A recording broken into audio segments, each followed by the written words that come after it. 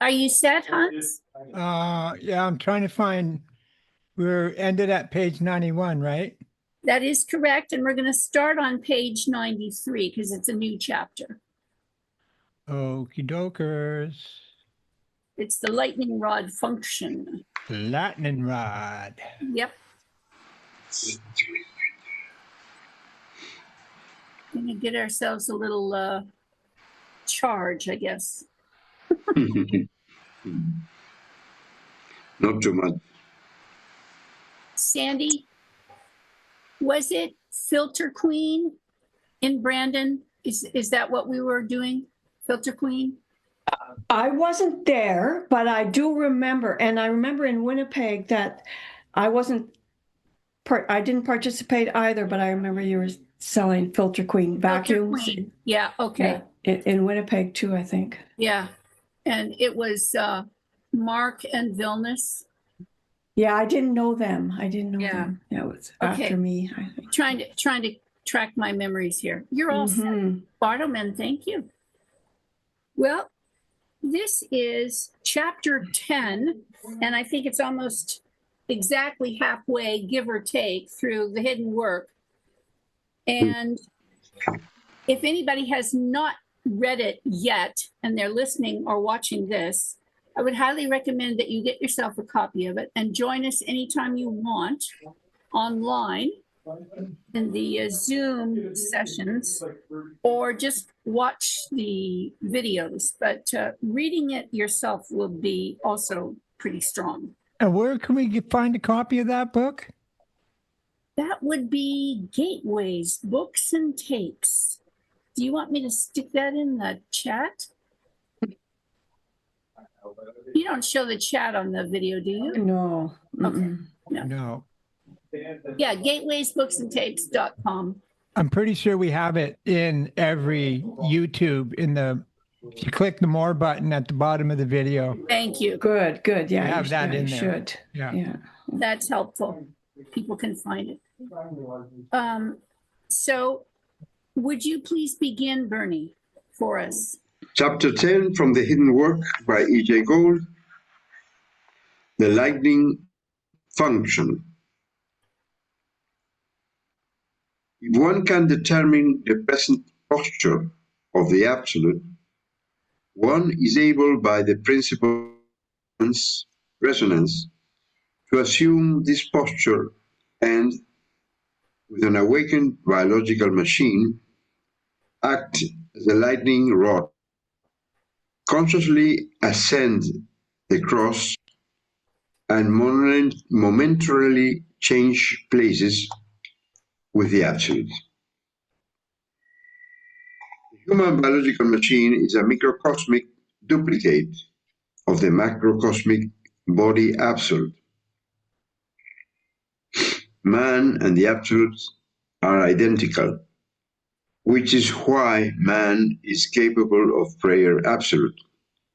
But they are not exactly identical, and because they are not exactly identical, the human biological machine can assume the postures of angels and archangels, and most importantly, can assume the form of the first Adam, which is neither male nor female, and is the first great descending posture of the Absolute. And I pass. Okay. I'm going to ask if anyone has ever heard of the descending posture of the Absolute in any other reference. So I've heard of Jesus descending on the cross, but I've never heard the descending posture of the Absolute. So, yeah. I'm going to try that. It should be stated here to prevent confusion about the term man, that the man I am talking about, the man who is made in the image of God, is the first Adam, who is made again during the process of voluntary evolution. We are never referring to a man in the sense of an ordinary male human being. The human biological machine is one of the very few organic forms capable of assuming postures of the absolute, and is therefore capable of functioning as a lightning rod, a conductor to ground for the alleviation of the suffering of the absolute by momentarily drawing the absolute down into this lower dimension. So with that little step, I'm going to read again the preface to this chapter because it changes my understanding of what they're talking about, the posture. If one can determine the present posture of the absolute, one is able by the principle of resonance to assume this posture and with an awakened biological machine act as a lightning rod, consciously ascend the cross and momentarily change places with the absolute. And then at the top of page 94, there it is, confirmation. The human biological machine is one of the very few organic forms capable of assuming postures of the absolute, and is therefore capable of functioning as a lightning rod, a conductor to ground for the alleviation of the suffering of the absolute by momentarily drawing the absolute down into this lower dimension. But Yes. I have made, an inference. Maybe it has to do with this chapter or not, but it's a surprise for me because now maybe I understand something. In having brought in the Catholic or Christian religion, the idea that man is identical to God, in this case, the absolute, but we have read that to be, it says here, identical to God, has brought us not only by interpretation, but has given man, the human, a power that has made us think of ourselves as gods, in a way. Oh, I hadn't thought about it that way. Yes. Huh. This idea that made us believe that we are gods, and that has given us the not the privilege, the capacity of ruling over the whole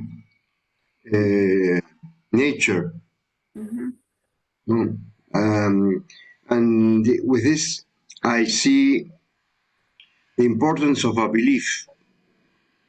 In this case, a negative belief, because here it states exactly that it should be stated here to prevent confusion about the term man.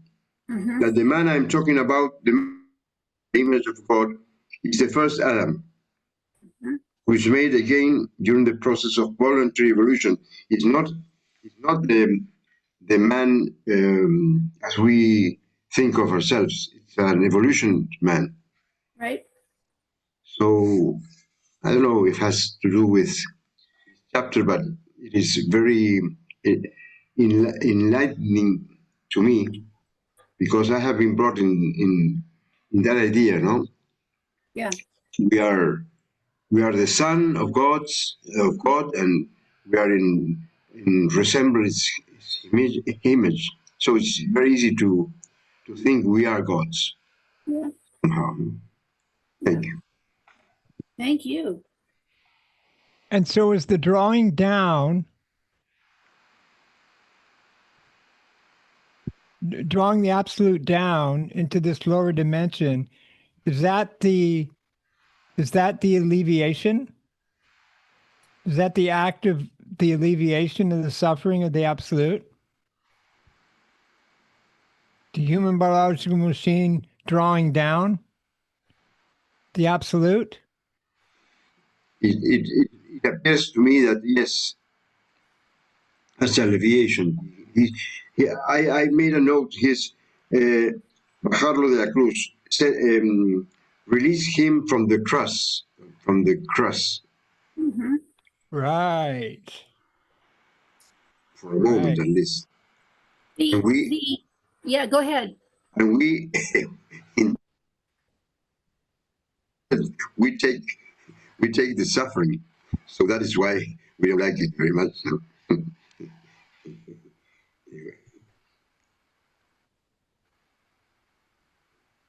So Bernie, are you saying that the Christ figure coming down off the cross is the drawing down of the absolute into the lower dimension and the alleviation? If we see it in the Christian story, the cross, it can be that way, but I have read at least that the idea of a cross is very much older than Christ. Mm-hmm. The cross is a symbol. It's a cross, something that cross it's like a symbol, no. But anyway, I am blah blah blah. No, I like what you say, Bernie. Well, it's association I'm making. Yeah. That's what we have to work with for the time being, right? Until we get more concrete. Hans, would you start at that second paragraph on page 94? For this, we will rely. For this, we will rely on the Adamic. For this, we will rely on the Adamic body. The Adamic body is the product of a special, hidden form of alchemy. It is the primary aim of our evolutionary efforts because without the gradation of the evolution of the Adamic body, we will soon die from the efforts of prayer absolute. No, that's not efforts, that's effects. Effects.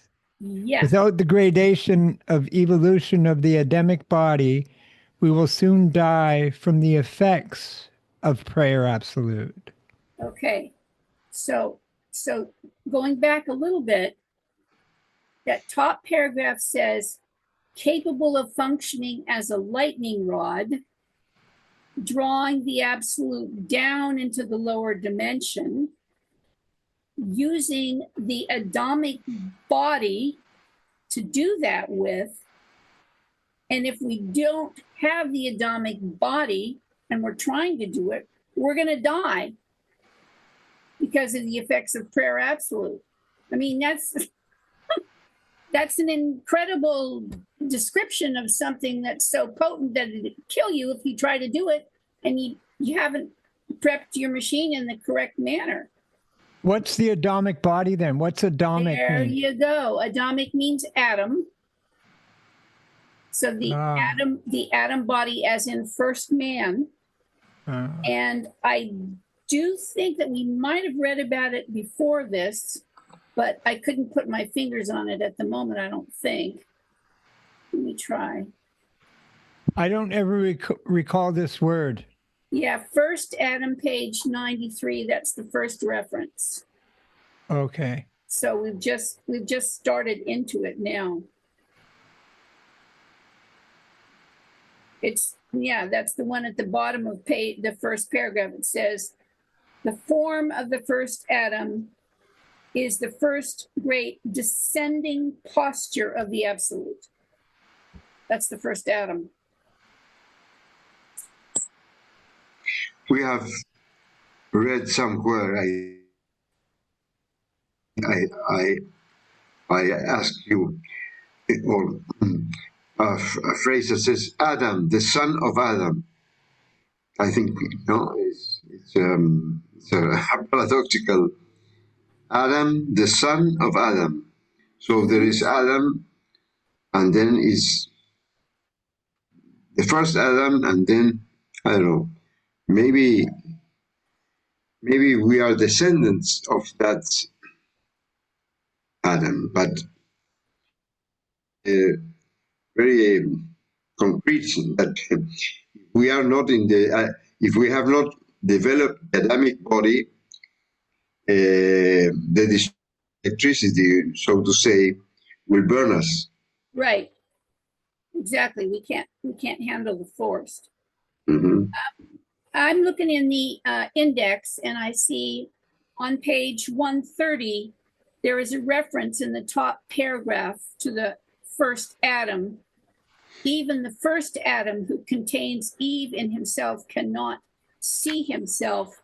Only the second Adam, who is the reflection of the absolute, can see himself. That's the top paragraph of page 130. Hi, Jayesh. We're on page 94, and we're doing a lot of discussion today because the content is so rich. And then on page 152, the fourth paragraph, if Eve had not been taken from the first Adam, there would be no Shekinah. So those are the references in the index about Adam or first Adam. I don't know if that helps at all because it's not actually, we're talking about Adam, we're talking about the Adamic body. Thank you. Yes, thank you. Glad you're here. Oh. So, Bartleman, would you please read those two paragraphs again, and then we'll go on to Sandy because I don't want to go on without the continuity there. I only read one paragraph, Patricia. Well, too bad. You got to read two this time. Okay. Are we starting? Yeah. Am I starting from the top of 94? You got it. Please. Okay. The human biological machine is one of the very few organic forms capable of assuming postures of the absolute, and is therefore capable of functioning as a lightning rod, a conductor to the ground, for the alleviation of the suffering of the absolute. By this momentarily drawing the absolute down into this lower dimension. For this, we will rely on the Adamic body. The Adamic body is the product of a special hidden form of alchemy.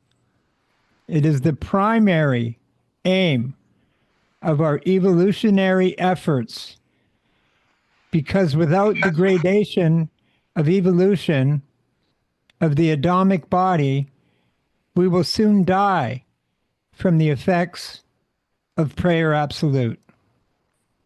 Thank you. Sandy. The adepts who first originated the idea of monasteries knew, but were unable to transmit to future generations, that through voluntary ascension of the eternal cross, it is possible to invoke the absolute into oneself, even if only momentarily. What is the feeling of invoking the absolute? You will never have any doubt if you succeed. And then, when you do, you will almost certainly hate the feelings and sensations. Because when we momentarily invoke the absolute into ourselves, we experience, for one horrible, timeless eternity, the subjective state of the absolute. I'll pass. Sounds grim, doesn't it?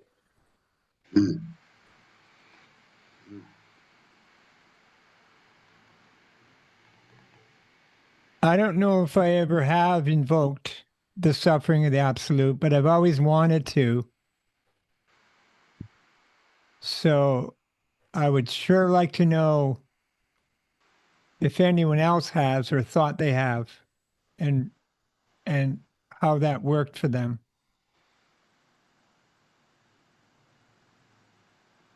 Because I know it couldn't be anything short of horrible. Exactly. I have made several attempts at them, and it's grievously awful.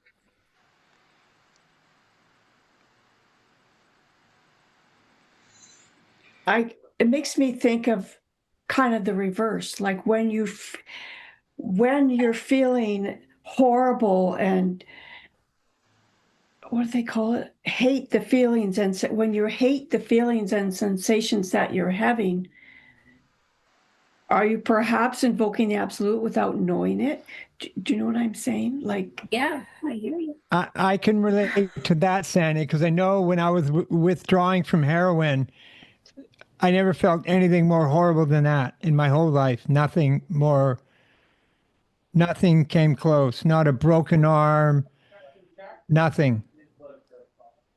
and so, yeah, go ahead. Go ahead. Go ahead. Go ahead. No, I just thought, like, if this is anything close to what it would be to invoke the suffering of the absolute, then I have a taste. But I mean, that I did to myself. I didn't go from, oh, I'm doing fine today. Now I'm going to invoke these horrible feelings and bring them down into myself because. Yeah. So I would say that the principle operating there was not deliberate. Right? Not Not what do you? Not deliberate. No, I wasn't being deliberate. Yeah, that's No. what I'm saying. Yeah. I No. think that's one of the crucial elements. You know, if the process is to go about actually doing this, Right. then it has to be determined that that's what you are going to do. Yeah. Right. So as in going from happy-go-lucky to like, okay, I'm going to feel all these horrible feelings now. Yeah.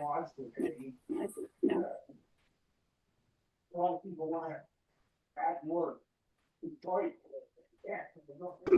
But I can't say that I've been there.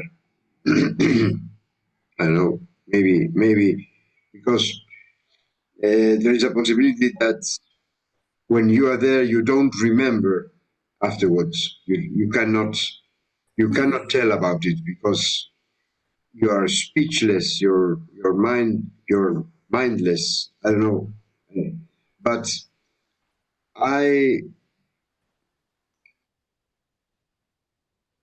it's easy to talking is easy, so bear that in mind. But it's the scary thing about death that is included in this, in what we are talking, no? Yeah. You are dead, and that is in our way of seeing that part of life. It's against our most powerful instinct, that to survive. So we are here in a because are we, people that are masochist, the word masochist, Mm-hmm. masochista, are we masochist, or do we think that it's something that we are here and we are studying this because we somehow believe that there is something important in that sacrifice? Mm-hmm. We don't recall in words, but I think that our presence here in this kind of lineage has something to do with, let's say, a duty that we know, we have somehow know that we have to overcome something. Only words. Yeah. Those. Yeah. Anyway. I'm not arguing with you. No, what comes to mind for me is like, okay, it seems we've all been able to invoke our presence. Yeah, compared to what I'm seeing here, invoking the absolute, invoking our presence is easy. Like, well, how do you invoke the absolute then? Have we been given any instruction on that? That's a good one to send around as an email. And there's a bunch of resources I can point to, but I think the question for us at the moment is, in this tradition, like what Bernie is referring to, the alleviating of the suffering of the absolute is not necessarily a requirement, but it is an obligation to be taken if possible. And so, in a certain sense, everything that we do would be directed towards that aim if that was what we agreed to. As in that obligation? Yeah. So one way of describing what is the work is becoming able to take on the obligation of the suffering of the absolute. That would be one definition.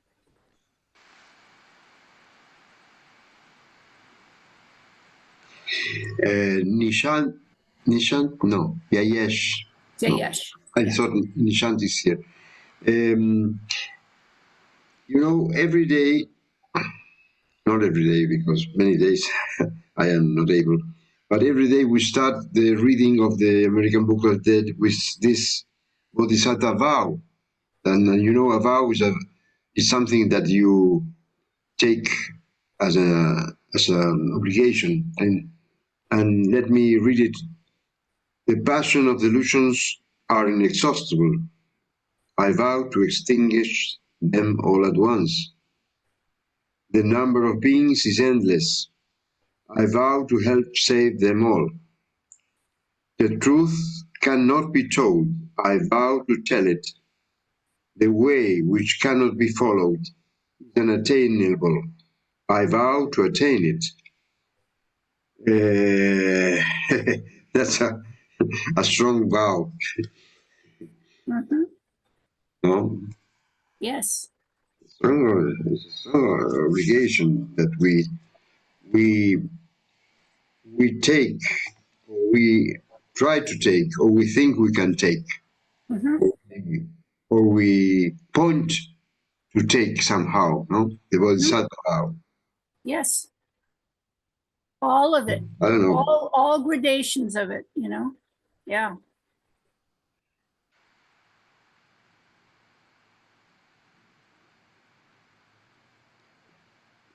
Why don't we choose something easier? Pats, please. Oh, I'm so sorry.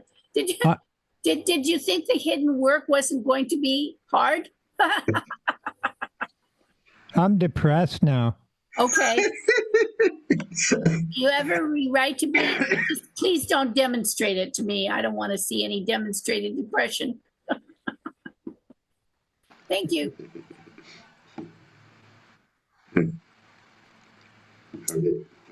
I would like to have Michelle read if she wants to read. Or if you're just listening, that's fine too. Yeah, I'm working in the kitchen today, so I will listen. Thank you. Thank you. And Sandy, you got to do a little bit of reading, right? Okay, so Jayesh, it's your turn, and I would appreciate it if you would start at the someone. So that's the second paragraph up from the bottom of page 94, someone who has actually experienced. Yes, got it. Thank you. Mhm. Someone who has actually experienced prayer absolute need not ask whether it is really that important to alleviate the suffering of the absolute. The subjective experience will leave one speechless. After this eternal moment, what is there to say? From then on, every experience in ordinary life is meaningless. When we first begin to take our places on the cross for the sake of the absolute, we might discover that we would prefer not to repeat the exercise. Yeah. But once we know how and have taken this burden upon ourselves, we are from then on obligated to continue. It becomes our job. If you performed prayer absolute day after day, you would die. On the other hand, if you tried to perform it alone, you could only perform prayer absolute once or twice a month, and perhaps less than that. That's why a group of people is necessary for the invocation of the absolute. Besides, on any given day, out of 8 people, for example, only 2 or 3 of them are likely to be in a psycho-emotional state conducive to prayer absolute. I'll pass. Okay. So that puts some of what you were saying, Bartoman, into the context, you know, experientially. And also, you know, in the actual mechanical manner, it is not a solo endeavor. Yeah. You want to carry on, Bernie, for us, please? Thank you. Just as someone who has once been struck by lightning tends to be struck by lightning again because he is a good conductor, or perhaps he's just a gathering place for probability. A group which already has performed prayer absolute is likely to continue to be able to function as a lightning rod for the absolute. Therefore, the group must remain together because Contrary to popular belief, lightning tends to strike in the same place time after time. And I pass. Thank you. It is a matter of capacity for the absolute. A lightning rod does not accomplish anything. It is simply a ground. It provides a path for an electrical potential. In this case, the unimaginable electrical potential, which is the absolute. By acting as a ground, we enable the absolute to descend to the earth, the next to lowest dimension. Imagine the explosive sensations as a bolt of lightning courses through your body. The effect really is quite comparable to this. It is something one never really becomes accustomed to. The sensations and visions of prayer absolute are not pleasant. Many people report that feelings of apprehension, dread, and involuntary agitation, anxiety, and restlessness generally precede each invocational encounter. Pastor Bartleman.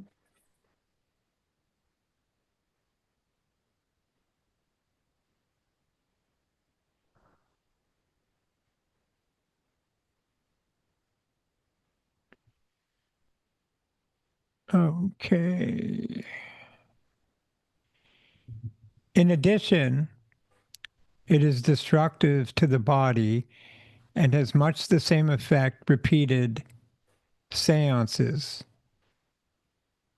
Try that again. In addition, it is destructive to the body and has much the same effect repeated seances or psychic readings have upon mediums and psychics. For most of them, the organic system, especially the brain and nervous system, are rapidly burned out in the electrical sense, meaning in a matter of a few years.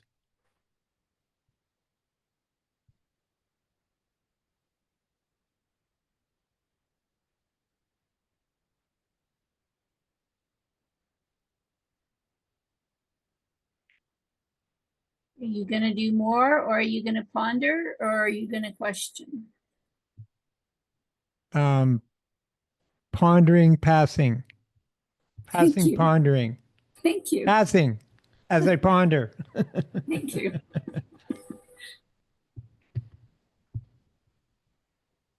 This is Sandy. Okay. The only way to avoid these terrible consequences is to have prepared ourselves. Some individuals, through evolutionary training, have managed to make themselves psycho-emotionally and physically more able to endure the force of the presence of the Absolute for much longer periods than would otherwise be organically possible. At the same time, this sacrifice is not so altruistic.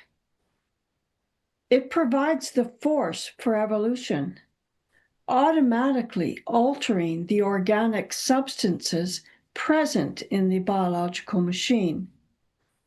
That is, if they have not already been destroyed in the course of ordinary life by negative emotions and negative manifestations. And I'll pass. Jayesh.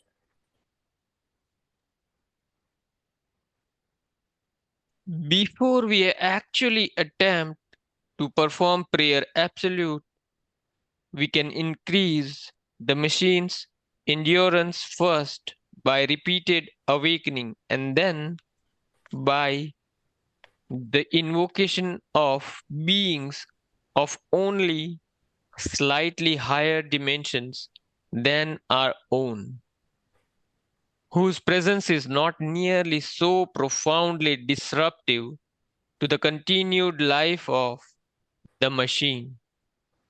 If the effects of prayer, let me give this again. If the effects of prayer absolute are so unpleasant, what will encourage us to produce on this path?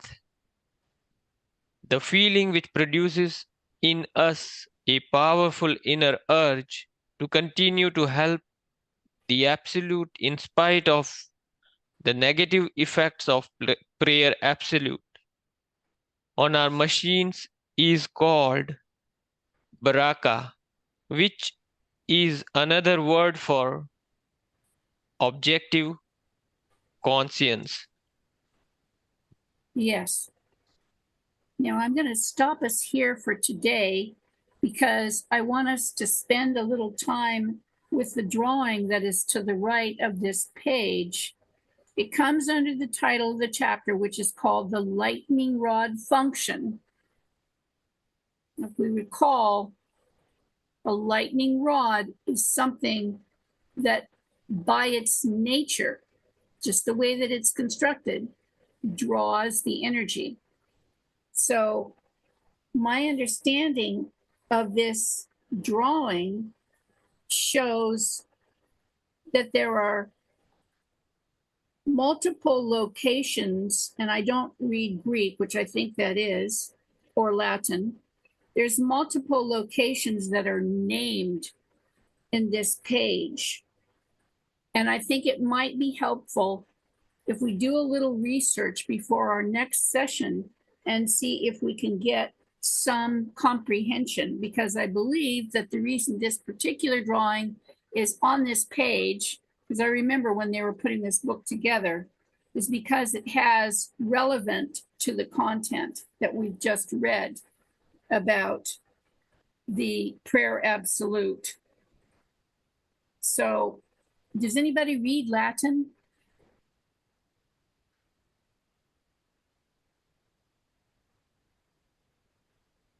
No volunteers? Oh gosh. No, it's English only, right? I thought. Okay, well, I'm writing down what's in the words. Not that I can say them or know what they mean, but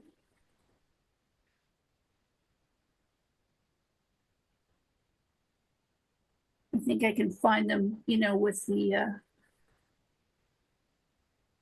electronic capacities of the Google.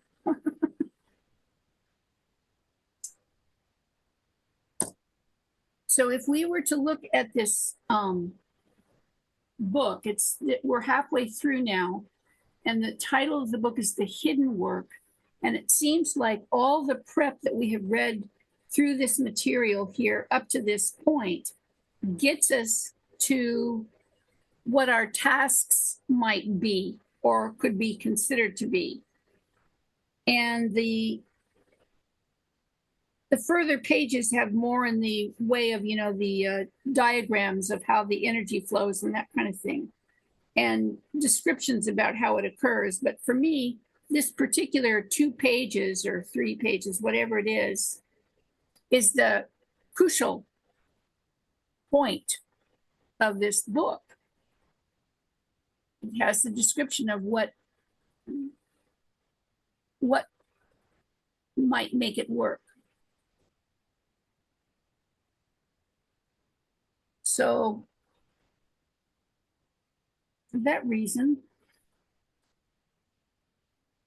So do you think that word up the top of the triangle, Kether, is that God? See, I don't know the language. I think that's Latin or Greek, but I don't know what it is. Hasatan is at the bottom, and I can figure that one out, you know, Satan, but I don't know what Kether is. That's from the Kabbalah, right? Kether. Mm-hmm. Yeah. So, you know, we can do our research and see what we can come up with. Those sephirots, or how do you say, sephirets? Yeah. Where you will find the Kether, right? I think. Mm-hmm. That's 12th.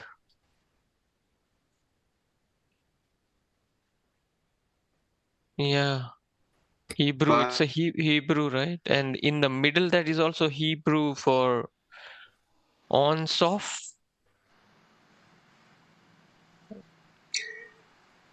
But Yes. I think we could take this as a homework for next to bring Yes. some information we read Yes. and take some notes and bring them. Yes, please. Um, Yes. That would anyway, in the next 2 pages, there is also information that we can use, of course. we can use that also. Yeah, but well, we might be able to read a little. The problem with the next 2 pages is for me is I can't read it quickly. It's very dense. It's got math and all that kind of stuff in it, and I have to take my time with it. So I don't think we can get through the next 3 paragraphs, which would lead us up to the diagrams. The other thing I was going to suggest is if you go to the table of contents and you see the titles, we're in the lightning rod function, which is chapter 10. And if you go back and read the titles, they kind of deliver a little bit of information about the path. And if it's okay, I want you guys close your eyes and just listen. A fragment on parchment, the hidden work. Egdonis bound in return, being the absolute mother and child. Pity for the absolute. How I changed the inevitable, activating the astral body, the lightning rod function. And then we go on the method of prayer absolute, octaves, thought for food, angelic choirs, and the periodic table of angels. So in many ways, the chapter headings describe the course, the journey of this information. And I always find this book incredibly dense, so I need as many tools as I can get to try and make my way through it. Yikes. Word came, right? Is it okay to discuss? Yes. Baraka, right? So that means objective conscience, so something new. Even though I have read this one, I thought Baraka means grace. I did too. Yeah, and now it has another dimensions open, which is objective conscience. So objective means not subjective. Right. Or which has a goal, which has a purpose, right? Conscience. Or inner aim. And conscience, me, conscience is a Yeah. whose heart is kind of like Claude may be the one I could see as a conscience, but I can't. Yeah, so these are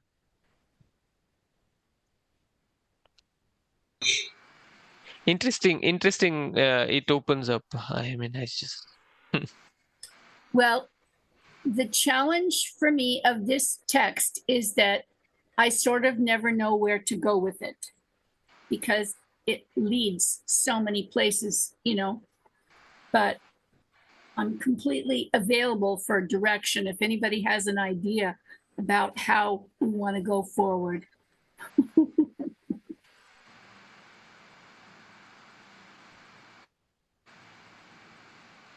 Well, in what you read, the chapter 1, when it finishes, it says, "How are you to discover what you must do?"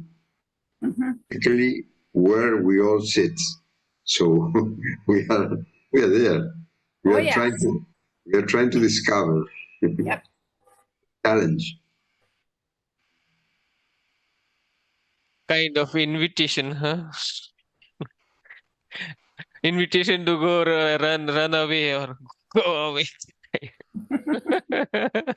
I think the invitation has been gifted to us by the fact that we are born as a human being in this time and place, and that we have option of accessing teachings. And I'm looking at something from Bartleman, which says, may tonight's reading benefit my mother, Ingrid Mack, and all beings everywhere. And I include that in our gathering. Thank you, Hards. That's a great one. Yeah, Yes. thank you. That's really very kind.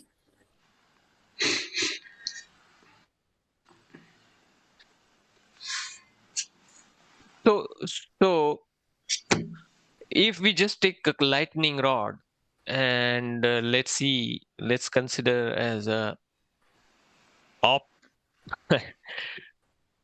Lightning strike, when it thunder strikes, it burns everything. I mean, no? Mm-hmm. Yes. So in order to prep, that's like, I mean, without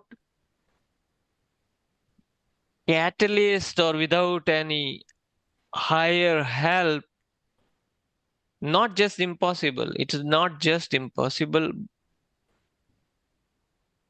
but never it could happen. It could never happen. Accident. Not accidentally. No, it's deliberate. Mm-hmm. Because I remember one of the gathering. So it goes through rituals like prepping, and as you say, 8 people minimum would right. So I was at the Arizona gathering where they would prepare the ritual or nice everything step by step, and more than 100 people were there, and they would start gong, those gongs with different vibrations, and so she started, and immediately one struck and 50 people out of this room. Yeah. The more vibrations she starts going through all gongs, almost like more less than 15 people left in the room. Yeah. And out of 15, I noticed that 5 were sleeping. Oh, okay. So if this is, then I was wondering, what am I doing here? I'm listening. Yeah. All those gongs going, she's playing tremendous higher energy. Yeah. It invokes in a way. But that is nothing in compared to what I'm trying to read into this chapter. Yeah. It's a very good comparison, though, in 2 ways. One, you have to be completely committed. Mm-hmm. And 2, if you do with others, it's more likely to be successful. It's a group work. Totally agree. Absolutely. Yeah. Yeah. It's not a solo gig. And our 5 o'clock time is here, and I'm going to suggest that we do the 4 lines. And I'm so grateful for our And few moments of silence. together. Yes.